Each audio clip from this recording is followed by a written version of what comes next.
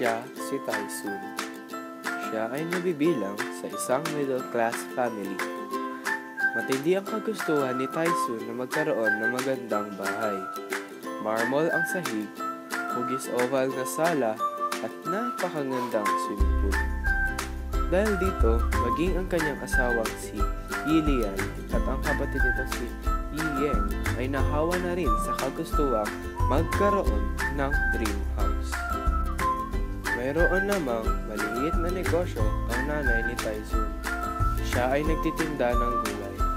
Kontento at masaya na ang ina ni Tyson sa kanilang kalagayan sa buhay. Anak, huwag na masyadong isipin ang pagbibili ng bahay na iyan. Kontento na ako dito sa ating kalagayan. Ang importante, masaya tayo, di ba? Sige po. Ngunit hindi tumigil si Tyson. Para sa kanya, hindi ito basta pangarap lamang.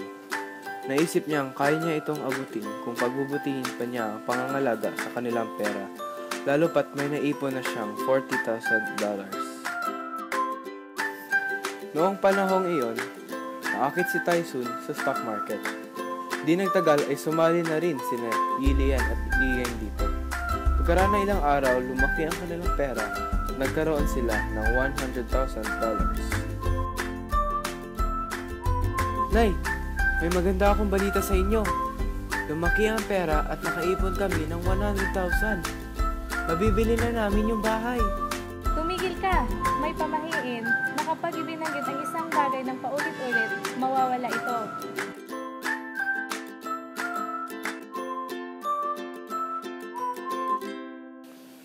Magkaraan ng ilang araw, bumaba na ang kanilang mga benta. Hindi na nila pinagkaguluhan ang pagbaba ng mga ito dahil naniniwala sila na babalik ito sa dati at natataas pa ito. Ngunit hindi ito nangyari. Naubos ang pera nila hanggang sa dumating ang araw na nawala ng tuluyan ang kanilang pera. Umiyak ng parang bata si Tyson hanggang sa para siyang nabaliw. Bakit? Bakit ito nangyayari? Walang kwenta lang ang mga pinagkagawa ko. Dahil natakot si Yilian, ang kanyang binan, ang nanay ni Tyson ang nag-asikaso ng lahat. Makalipas ang ilang araw, bumagsak ang katawan ni Tyson at nadala sa ospital. Pumunta sa isang isla ang nanay ni Tyson para magpagawa ng bahay na pinapangarap ng kanyang anak. Gawa sa papel ang bahay na kanyang binili para lamang maging masaya ang kanyang anak. Di nagtagal, namatay si Tyson.